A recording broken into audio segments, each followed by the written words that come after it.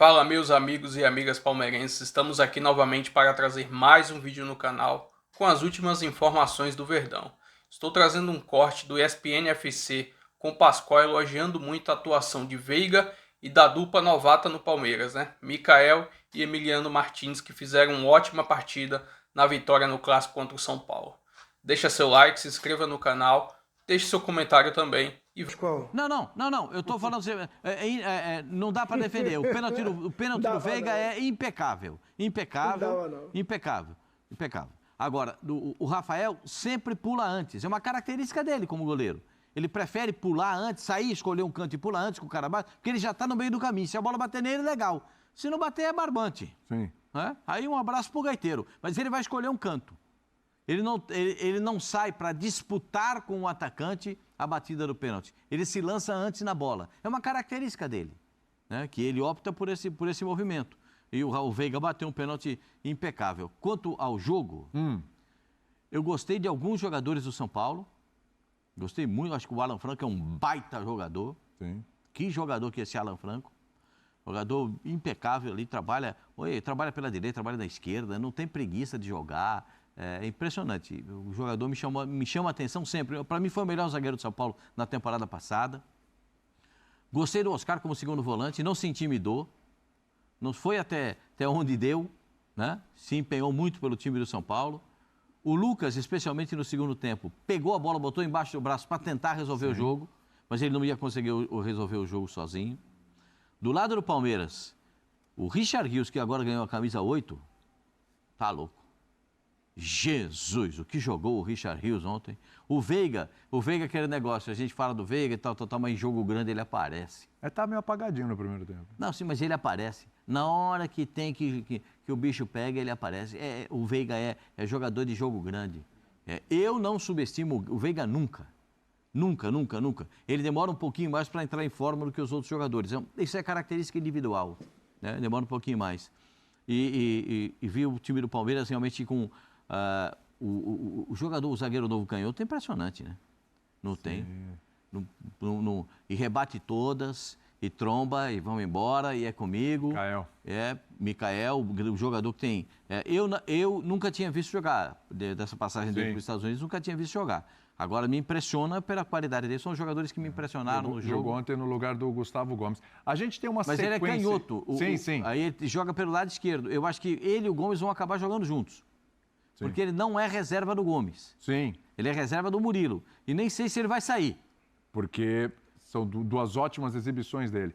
A gente tem uns trechos aí do treinador do Palmeiras, presidente do São Paulo, todo mundo falando sobre o resultado do jogo aí, mas claro, condicionando tudo. As perguntas têm todas a ver com a arbitragem. Vamos dar uma olhada para a gente fechar esse tema da arbitragem. Quase não teve ações com bola na área. Olha o que a gente vai mostrar aí, tá vendo? Caindo um pouco mais para o lado esquerdo, Aí você fala, mas o Vitor Roque apareceu na área. Sim, o Vitor Roque, ele sofreu pênalti, tinha que estar ali.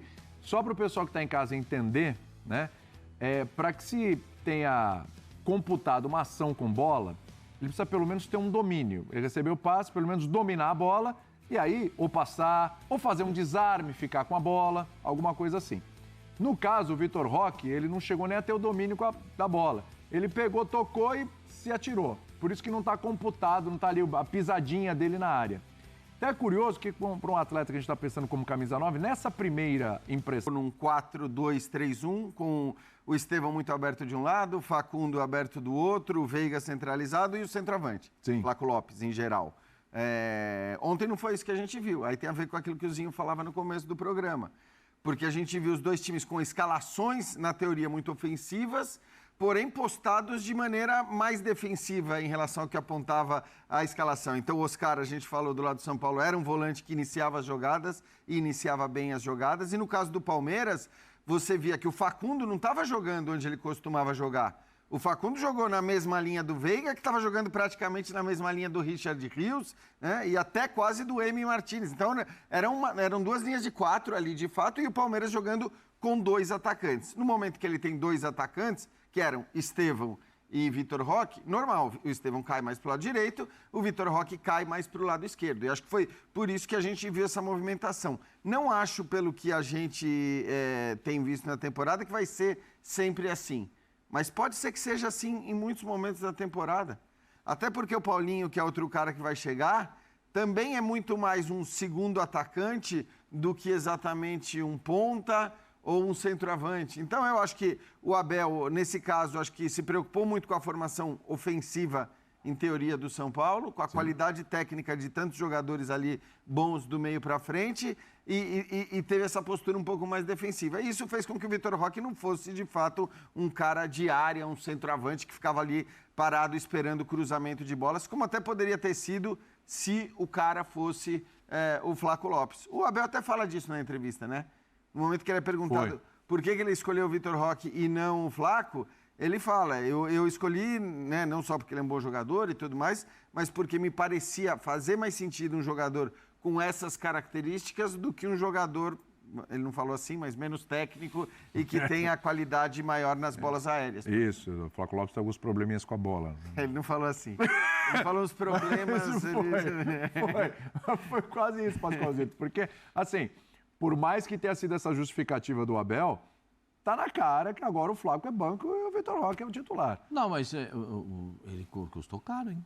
Claro. Não fala nada pra ninguém. Basta, foi a maior, né, transação financeira, 30 milhões de euros. Quanto? 30 milhões de euros. É muito dinheiro, hein? Parece que é. Pra quem tem, então... beleza, pra quem não tem, nunca vai ver. Tem jornalista aí com 50 anos de carreira, hein, Pascoalzito? Tá falando... Chegou nisso, né? Tô quase chegando nesse 50. Não é que você tá brincando. Jesus! Agora, eu gostei da atuação dele. Sim. Eu gostei. E o Jean foi muito feliz quando ele mostra o mapa do caminho. Por quê? Porque ele botou o Facundo para dentro. Quando ele percebe que o São Paulo ia ganhar em número de jogadores no meio-campo, o que ele faz? Ele poderia ter começado com o centroavante, Jean, para tirar a sobra da zaga. Aí, como ele jogava com 3 zagueiros do São Paulo, ele poderia botar um centroavante enfiado para tirar a sobra. Porque aí fica um na marcação dele e um vai ter que ficar do lado para sobrar. Então já tem 2 a menos. Tá entendendo? Se tem um centroavante enfiado lá. O que é que fez o técnico do Palmeiras? Não, eu prefiro ganhar o meio. Sair com a bola dominada, sair trabalhando a bola, porque eu tenho o Veiga, tenho o Facundo, o Estevão pode dar uma esticada ali pela ponta, e eu abro do outro lado o Vitor Roque, se for o caso. Ele sai daqui e vem para cá. Então, ele adota essa postura exatamente quando vê que o São Paulo arma o posicionamento com jogadores com muita qualidade no meio campo. É inegável que esses caras que jogaram no São Paulo hoje têm qualidade para jogar. O quarteto mágico estava em campo do São Paulo. Né? Agora, o que acontece com o São Paulo é que é o passo adiante que o treinador tem que dar. Eu gostei muito do dirigente do São Paulo, quando ele diz que o Arboleda fica. Porque, você sabe, o Arboleda não é uma preferência unânime da torcida, você sabe disso. Já foi mais, né? Tem torcedor que já está com o nariz torcido para ele. Temos um aqui que não gosta nem de ouvir. Eu conheço alguns que não querem nem ver pintado de ouro. Se você levar pintado de ouro, os caras não querem. Ele vai continuar, mas ele tem uma missão. Que esse time do São Paulo, com esses caras que jogam muita bola, eles consigam produzir ofensivamente. Porque é muito bonito ficar no toque, passa, toca aqui, para ali, e lá na frente para chutar no gol, para criar problema para o goleiro, para criar dificuldade para o zagueiro. Não tem. Sabe quem tem? O Lucas. Pega a bola, vai para cima do cara, sofre falta. Aliás, é bom dizer assim, acho que todo mundo se surpreendeu. Eu me surpreendi até com um bom jogo do São Paulo. Sim. Mas é bom dizer, acho que é um bom jogo diante das expectativas que a gente tinha, talvez. Porque o Everton fez uma defesa. Chegou uma bola nas mãos do Everton. 2 cabeçadas do Caleri com perigo, né? É isso, e aí você tem aquelas 2 cabeçadas. Então, acho que é um pouco aquilo que o Zinho falava também, de grandes chances. E aí, olhando também para o outro lado, embora o Rafael tenha feito 7 defesas, né? E parece muito, e o Palmeiras finalizado 14 vezes e tal, a verdade é que essas finalizações e essas defesas do Rafael também foram todas quase de chutes de longa distância, né? Não foi aquela finalização dentro da área, mas... Sim. Então, foi um jogo realmente, apesar das escalações, muito abaixo do ponto de vista de chances criadas, tanto de um lado como do outro, embora você tenha tido o Rafael fazendo 7 defesas e o Everton apenas uma. Agora, é bom lembrar que alguns desses números aqui potencializados por um momento em que o São Paulo se abriu, né? E aí o Palmeiras criou mais algumas oportunidades. O São Paulo cumpriu o que foi combinado com o treinador.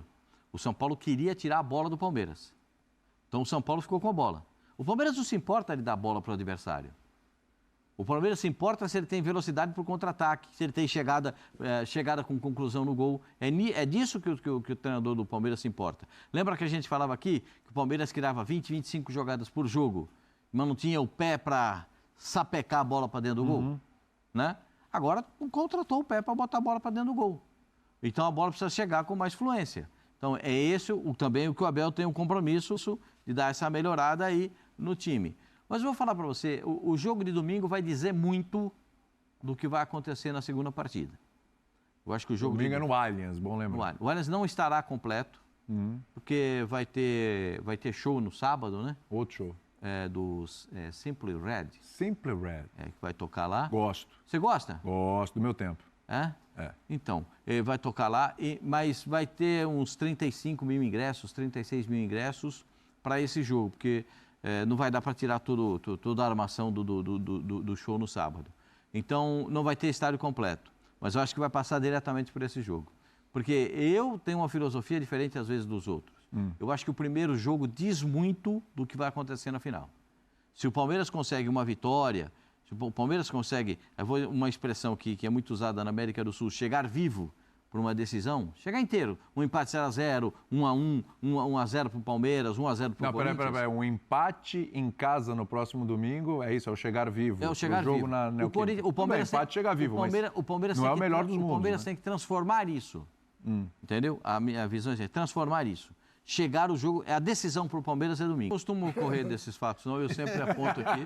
Mas é que às vezes não tem favorito. Para mim, o Palmeiras é favorito. Tem certeza disso? Eu tenho certeza. No confronto. No confronto, o Palmeiras é favorito.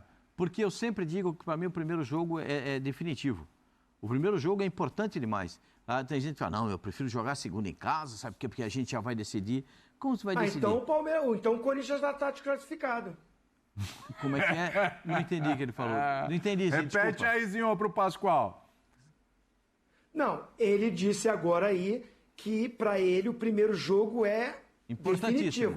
Então o Corinthians não precisa jogar amanhã, já está desclassificado. Não, tem que jogar, claro. Mas assim, a dificuldade que se impõe para o Corinthians amanhã é muito grande. Todos nós reconhecemos isso.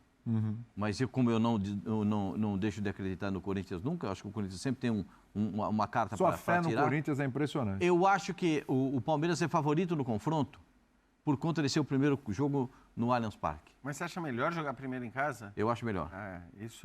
Eu acho que é sempre bom você saber o resultado que você precisa quando você joga na sua casa. Então, o Corinthians está sabendo. Não, tudo bem. Então, mas aí você não pode fazer o que o Corinthians fez. O problema foi o que o Corinthians fez no primeiro jogo. Tá vendo como é? Tá vendo como é? É aquela história não quer dizer que vai conseguir. Então, ele sabe, mas não quer dizer que vai conseguir. Foi uma traulitada, né? Então, é isso aí. Por isso que eu acho que o jogo de amanhã... Mas não é o normal acontecer isso. O primeiro jogo ser numa decisão tomar de 3-0. Não é normal. Não é normal. Aliás, o Corinthians ainda pode, mesmo se desclassificando dessa fase, o Corinthians será encaminhado para a Copa Sul-Americana, né? Porque nessa fase vale vaga para a Copa Sul-Americana. Mas aí dá aquela, né? Você teve ali a ponto de ir para a Libertadores, você cai para a Sul-Americana, enfim. Ponto final. E vamos para mais informações do Verdão. A Federação Paulista de Futebol divulgou nesta terça-feira os horários das duas últimas partidas do Campeonato Paulista. O primeiro jogo será no Allianz Parque, 16 de março, às 18h30. O jogo da volta será na Neoquímica Arena, 27 de março, às 21h35, logo após o período de data FIFA, que a seleção vai estar nas partidas das eliminatórias, não é isso? E aí alguns jogadores, tanto do Palmeiras como do Corinthians, que serão convocados, que estarão com suas seleções, retornarão para o Brasil provavelmente na quarta, e aí no dia seguinte já terá a decisão do campeonato. E lembrando, no final de semana seguinte já terá início do Campeonato Brasileiro, inclusive o Palmeiras joga contra o Botafogo no sábado. Eu quero saber como é que vai ser essa intermediação aí, porque será 48 horas do jogo contra o Corinthians para o jogo contra o Botafogo. E a CBF divulgou que o Palmeiras e Botafogo será o jogo de abertura do campeonato. E agora? O Palmeiras vai ter que jogar em 48 horas 2 partidas? Será que vai ser isso mesmo? Enfim, se inscreve no canal, deixa seu comentário, deixa seu like e até o próximo vídeo. Valeu!